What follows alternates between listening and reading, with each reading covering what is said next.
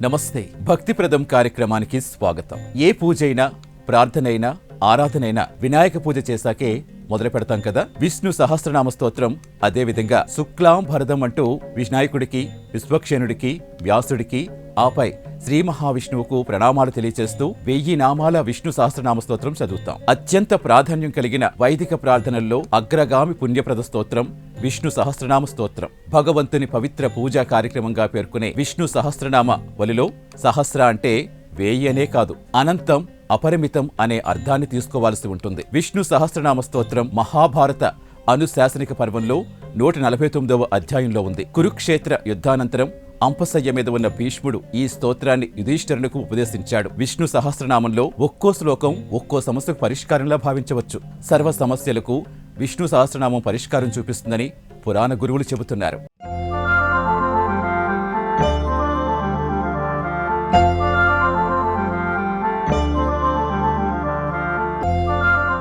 అంపశయ్య పయనించే భీష్మాచార్యుడు, పాండవాగ్రజుడు ధర్మరాజుకు విష్ణు సహస్రనామ స్తోత్రం బోధించాడు. అయితే గరుడ పురాణంలో, పద్మ పురాణంలో విష్ణు సహస్రనామ స్తోత్రం ప్రస్తావన ఉన్నట్టుగా కొందరు ధార్మిక గురువులు చెబుతున్నారు. చాలా మంది భక్తులు విష్ణు సహస్రనామ స్తోత్ర పఠనానికి ముందుగా లక్ష్మీ అష్టోత్తర స్తోత్రం చదువుతారు. అమ్మవారి నామస్మరణ చేశాకే తన సహస్రనామార్చన చేయాలనేది దేవాదిదేవుడు అభిమతమని, ఈ రీతిన తొలుత లక్ష్మీ అష్టోత్తర స్తోత్రం పఠించి తరువాత విష్ణు అష్టోత్తరం చదివితే సర్వ సమస్యలు పరిష్కారం కావడమే కాకుండా అపార పుణ్య ఫలాలు దక్కుతాయని పురాణ పెద్దలు చెబుతున్నారు.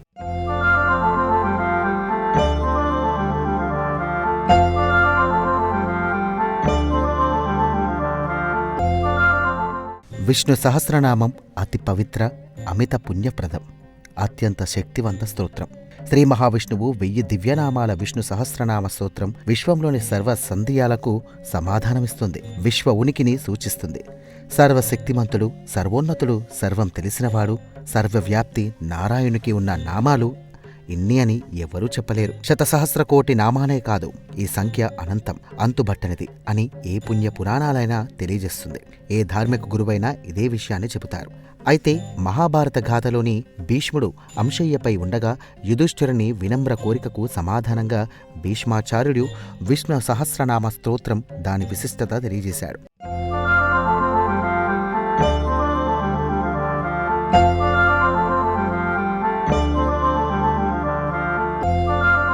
విష్ణు సహస్రనామం భీష్మాచార్యుడు ధర్మరాజుకు బోధించిన స్తోత్రావళిగా ప్రాచుర్యం పొందింది. అయితే గరుడ పురాణం, పద్మపురాణం, స్కంద పురాణంలోనూ విష్ణు సహస్రనామ విశిష్టత కనిపిస్తుంది. ఇచ్ఛామరణం, స్వీయ మరణ వరాన్ని తండ్రి శాంతన మహారాజు నుంచి పొందిన భీష్ముడు కురుక్షేత్ర యుద్ధంలో శక్తి వంచన లేకుండా కౌరవుల పక్షాన పోరాటం చేశాడు. అయితే శిఖండి వైరి పక్షంలో శ్రీకృష్ణార్జునుల రథంలో దర్శనమిచ్చినప్పుడు తన ప్రతిజ్ఞ ప్రకారం భీష్ముడు అస్త్ర సన్యాసం చేస్తాడు. అప్పుడే అర్జునుడు శరాఘాతానికి భీష్ముడు అంపశయ్యపైకి చేరుతాడు.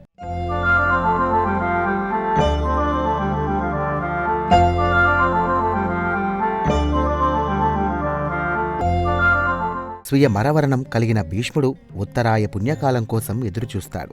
ఆ సమయంలో సర్వశాస్త్రాలు, సమస్త పురాణాలు, వేదోపనిషత్తులు అన్నీ తెలిసినా యుధిష్ఠిరుడు వినమ్రంగా దైవ గొప్పతనం, ధర్మం, జ్ఞానం గురించి వివరించమని భీష్మాచార్యుని కోరుతాడు. దీనికి భీష్ముడు ఎంతో సంతసించి విష్ణు సహస్రనామ స్తోత్రావళిని సవివరంగా తెలియజేస్తాడు.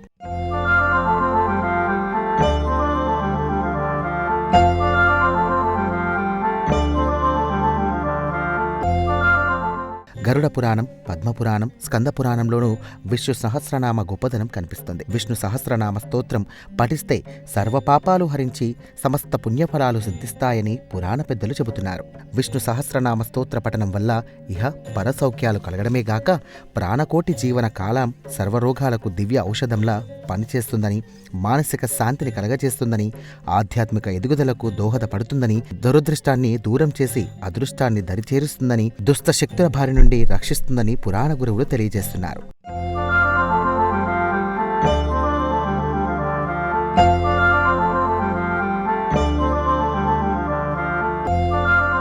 విష్ణు సహస్రనామం చదివి దైవారాధన పూర్తి చేశామని చాలామంది భావిస్తుంటారు. అయితే శ్రీ మహావిష్ణువు దేవేరి మహాలక్ష్మి అమ్మవారి లక్ష్మీ అష్టోత్తర శతనామావళి, లక్ష్మీమాత ఆరాధన అనంతరము విష్ణు సహస్రనామ స్తోత్ర పఠనం, విష్ణు ఆరాధన చెయ్యాలని పురాణ పెద్దలు చెబుతారు. మహాలక్ష్మి అమ్మవారి అష్టోత్తర పఠనం అయ్యాకే తన ఆరాధన చెయ్యాలనేది శ్రీ మహావిష్ణువు అభిమతమని, అమ్మవారి అష్టోత్తర శతనామావళి పఠించి అనంతరం విష్ణు సహస్రనామ స్తోత్రం చదివితే సర్వ సమస్యలు పరిష్కారం కావడమే కాక సమస్త పుణ్యఫలాలు సిద్ధిస్తాయి, సకల పాపాలు సమసిపోతాయని పురాణ గురువులు తెలియజేస్తున్నారు.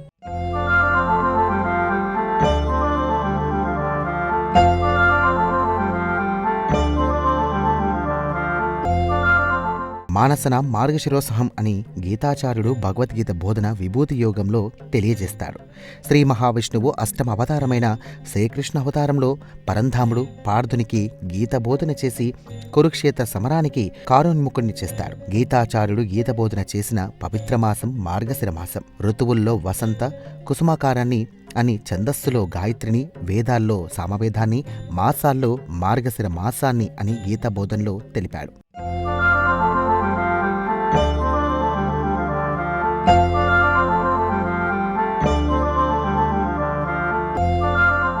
సంగీతం గానంతో ముడిపడి ఉన్న సామవేదం భగవత్ స్వరూపంగా కీర్తించబడుతోంది. అందుకే తాను వేదాలలో సామవేదమని గీతాచార్యుడు తెలిపాడు. బుద్ధిని, మేధోశక్తిని ప్రకాశింపచేసే గాయత్రి మంత్ర అత్యంత పవిత్రమైంది. ఇందుకే ఛందస్సులో గాయత్రిని అని శ్రీకృష్ణ భగవానుడు తెలిపాడు. పుష్పశోభితం ప్రకృతి సౌందర్యానికి ప్రతీకగా దర్శనమిచ్చే కుసుమాకర వసంత ఋతువు భగవత్ మహిమను తెలియజేస్తుంది. అటు దక్షయాయన అంత్యకాలం, ఇటు ఉత్తరాయణ ఆరంభకాలంగా కీర్తి గడించిన ధనుర్మాసం మార్గశిర మాసం నడుమ వస్తోంది. అంతటి మార్గశిరాన్ని తాను అని గీతాచార్యుడు తెలియజేస్తాడు.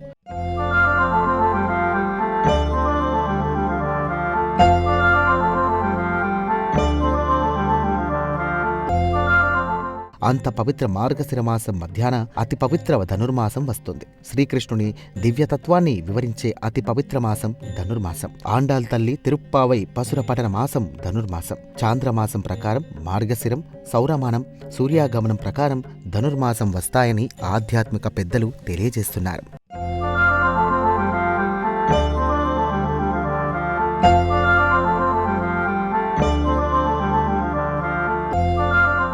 రంగనాథ స్వాముల చరిత్ర, తిరుప్పావై పాసురాలు, మహాలక్ష్మి అష్టోత్తరం, విష్ణు సహస్రనామ స్తోత్రావళి పఠిస్తే సర్వశుభాలు సిద్ధిస్తాయి, సమస్త పుణ్యఫలాలు ప్రాప్తిస్తాయని వైష్ణవ గురువులు, విష్ణాలయ అర్చక స్వాములు తెలియజేస్తున్నారు.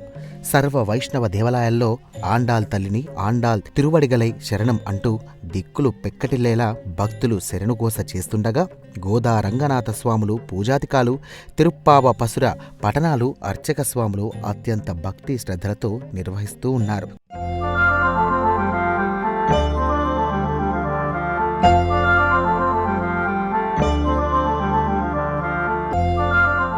ధర్మరాజంటేనే ధర్మబద్ధమైనవాడు, సకల ధర్మములు తెలిసినవాడు, సర్వధర్మాలు ధర్మసూక్ష్యాలు తెలిసిన వినమ్రశీలతో భీష్మాచార్యుడిని ధర్మబోధ చెయ్యమని అభ్యర్థించాడు. ఎన్నో పవిత్ర ధర్మాల గురించి ఆలకించిన ఇంకా కొన్ని సందేహాలు వెలిబుచ్చాడు. ధర్మరాజు సందేహాలకు భీష్ముడు చక్కని సమాధానాలిచ్చాడు.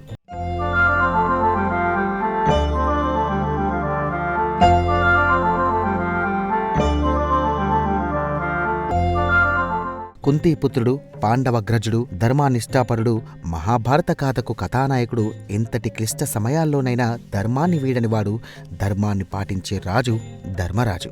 ధర్మరాజు మరో నామధేయమే యుధిష్ఠిరుడు. ఎటువంటి భయంకర సమరాల్లోనైనా స్థిరంగా నిలిచేవాడని యుధిష్ఠిరుడిగా పేర్కొంటారని పురాణ పెద్దలు చెబుతున్నారు.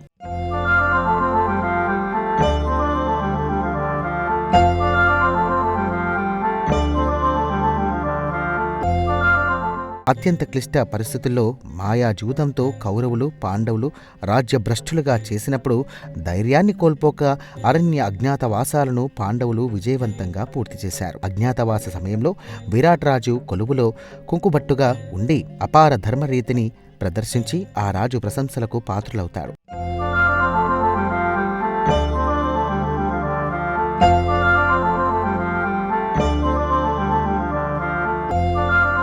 అలుగుటయే ఎరంగని మహామహితాత్ముడు అజాతశత్రుడే అలిగినవాడు సాగర ముల్లాన్ని ఏకముగాకపోవు అని ధర్మరాజు శాంత స్వభావాన్ని యుధిష్ఠిరునికి ఆగ్రహం వస్తే జరిగే పరిణామాలను శ్రీకృష్ణుడు రాయభార ఘట్టంలో కౌరవులకు తెలియజేస్తాడు.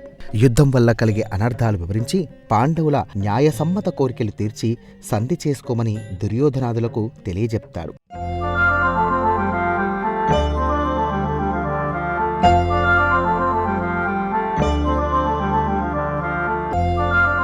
పాండవులపై నిలువెల్లా విషం నింపేసుకున్న దుర్యోధనుడు శ్రీకృష్ణుని విన్నపాలు పెడచెవిన పెట్టి అర్ధరాజ్యం కాదు, 5 ఇళ్ళు కాదు, సూదిమొన మూపినంత భూమి సైతం ఇవ్వనని కరాఖండిగా చెప్పి అధర్మవర్తన ప్రవర్తిస్తాడు. ధర్మో రక్షిత రక్షిత, ధర్మాన్ని రక్షిస్తే ఆ ధర్మం రక్షిస్తుంది. ఇక్కడ ధర్మాన్ని దుర్యోధనుడు తుంగలో తొక్కారు. అందుకు ఫలితం అనుభవించి శత సోదరులు సహా బంధుమిత్రులతో కలిసి నాశనమయ్యాడు.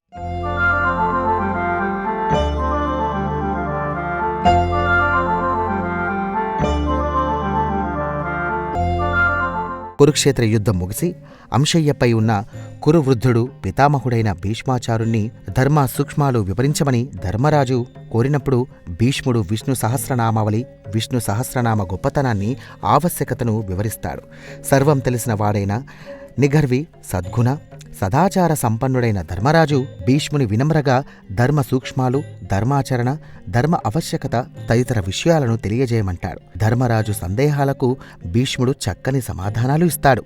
ఇందులో భీష్ముడు ధర్మరాజుకు తెలియజేసిన విష్ణు సహస్రనామావళి సర్వజగత్తుకు అత్యవశ్యకమైంది.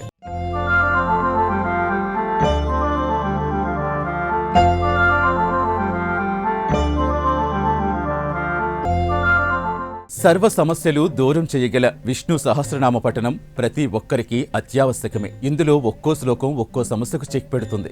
సమస్త జగత్తును ఉద్ధరించేందుకు ఉద్భవించిందే విష్ణు సహస్రనామమని ధార్మిక ఆధ్యాత్మిక పెద్దలు చెబుతారు. సోమపోమృత పస్సోమః అనే శ్లోకం పాలల్లో చంద్రుని చూస్తూ కార్తీక పౌర్ణమి రోజు తప్పక చదవాల్సిన శ్లోకమని తెలియచేస్తున్నారు. ఆ పవిత్ర దినాన పాలల్లో చూసి దీన్ని చదివితే లభించే పుణ్యఫలాలు అన్నీ ఇన్నీ కావని పురాణ పెద్దలు తెలియచేస్తున్నారు.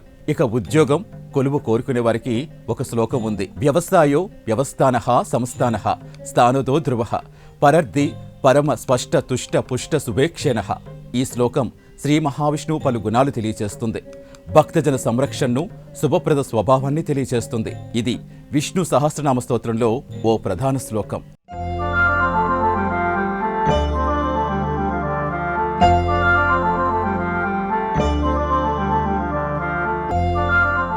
విష్ణు సహస్రనామాల్లో ఒక్కో శ్లోకం ఒక్కో సమస్యకు పరిష్కారం చూపుతుందని, సర్వజగత్తును ఉద్ధరించడం కోసమే భీష్మాచార్యుడు ధర్మపరాయణుడైన ధర్మరాజుకు ఈ మహత్తర విష్ణు సహస్రనామావళి విశిష్టత, గొప్పతనాన్ని వివరించాడని పురాణ పెద్దలు తెలియజేస్తున్నారు.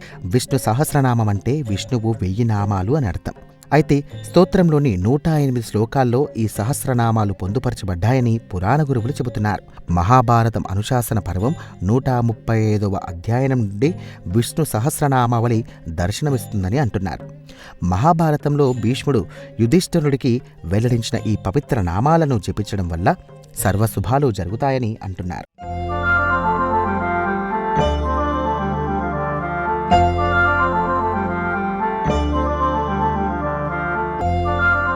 విష్ణు సహస్రనామ పారాయణమంటే మొత్తం శ్లోకాలను పూర్వపీఠిక, స్తోత్రం, ఉత్తరపీఠికను క్రమపద్ధతి పఠించడాన్ని పారాయణమంటారు. 1000 నామాలను ఒక్కొక్కటిగా ప్రణామపూర్వకంగా వల్లెవేస్తూ పూజించడాన్ని అర్చన అంటారని పురాణ పెద్దలు తెలియజేస్తున్నారు. నామార్చన చేసినప్పుడు ప్రతి నామానికి ముందు ప్రణవాన్ని అంటే ఓంకారాన్ని పఠించి చివర నమ అని అర్చనాధికాదాలు చెయ్యాలని చెబుతున్నారు. లక్ష్మష్టోత్తర నామ పారాయణ పూర్తయ్యాక విష్ణు సహస్రనామ పారాయణ చెయ్యాలని ఇది శాస్త్ర సమ్మతమని పెద్దలు తెలియజేస్తున్నారు. అయితే భక్తి ప్రథమని త్రికణ శుద్ధిగా దైవంపై ఏకాగ్ర దృష్టి సారించి ఏ రీతిన దైవారాధన చేసినా పుణ్యఫలాలు సిద్ధిస్తాయని కొందరు పురాణ పెద్దలు తెలియజేస్తున్నారు.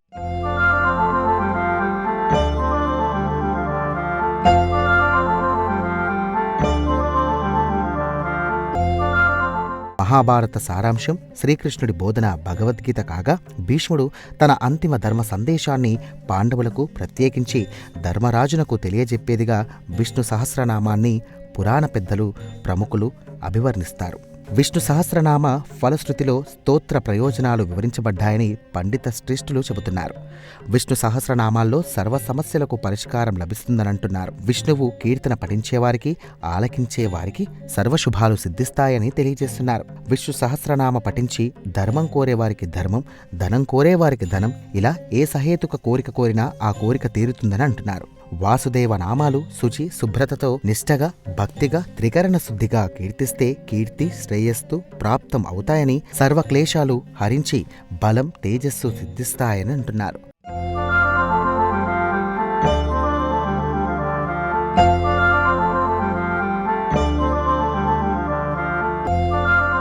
విష్ణు సహస్రనామావళిలో 1000 నామాలు 108 శ్లోకాల్లో దర్శనమిస్తాయి. అయితే ఇందులో ప్రతి శ్లోకంలో నిగూఢార్థం దాగి ఉందని, ఒక్కో శ్లోకం ఒక్కో సమస్య పరిష్కారానికి సమాధానమిస్తుందని, భక్తి సామ్రాజ్యంలో తెలియజేయడానికే కాక సమాజ ప్రయోజనానికి విష్ణు సహస్రనామం ఎంతో దోహదమని ధార్మిక గురువులు చెబుతున్నారు. సమస్త జగత్తును ఉద్ధరించేందుకు ఉద్భవించినదే విష్ణు సహస్రనామమని వివరిస్తున్నారు.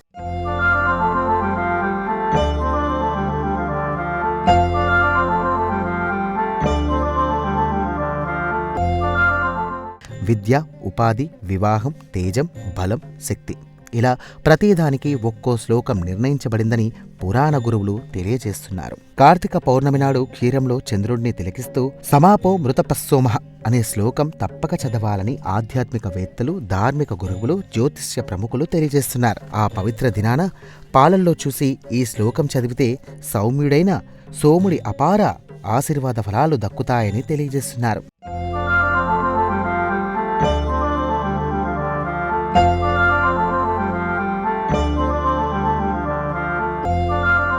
ఇక ఉద్యోగం కొలువు కోరుకునేవారికి ఒక శ్లోకముంది.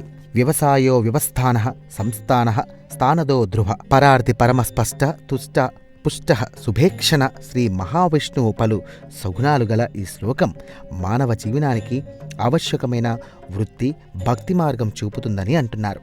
ఇది విష్ణు సహస్రనామ స్తోత్రంలో ఒక ప్రధాన శ్లోకమని చెబుతున్నారు.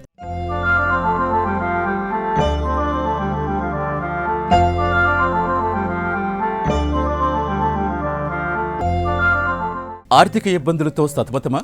పెద్దవాళ్ళవుతున్న పిల్లలు పెంకితనంగా పెడసరంగా ఉంటున్నారా? చదువులు కుంటుపడుతున్నాయా? వివాహాలు కావటం లేదా? కొలువులు రావటం లేదా? పదోన్నతులు కలగటం లేదా? వీటన్నింటికీ పరిష్కారం విష్ణు సహస్రనామ పఠనమని పురాణ పెద్దలు తెలియచేస్తున్నారు. గీతాచార్యుడు పార్థునికి చేసిన గీతాబోధంలో సర్వాన్ని తెలియచేశాడు. అందుకే గీతలో లేనిది ఎక్కడా ఉండదు, గీతలో ఉన్నది అన్నింటా ఉంటుందని పెద్దలు చెబుతారు. అయితే వేదాలకు వేదాంగాలు, ఉపనిషత్తుల మాదిరి భగవద్గీతలో అన్ని విషయాలు ఉండగా భీష్ముడు ధర్మరాజుకు విష్ణు సహస్రనామాల ద్వారా ఏ శ్లోకం ఏ సమస్యకు పరిష్కారమో తెలియచేసే ధర్మ సూక్ష్మాలు వివరిస్తాడు. ఇది ఈనాటి భక్తిప్రదం కార్యక్రమం. రేపటి భక్తిప్రదం కార్యక్రమంలో మళ్ళీ కలుసుకుందాం. నమస్తే.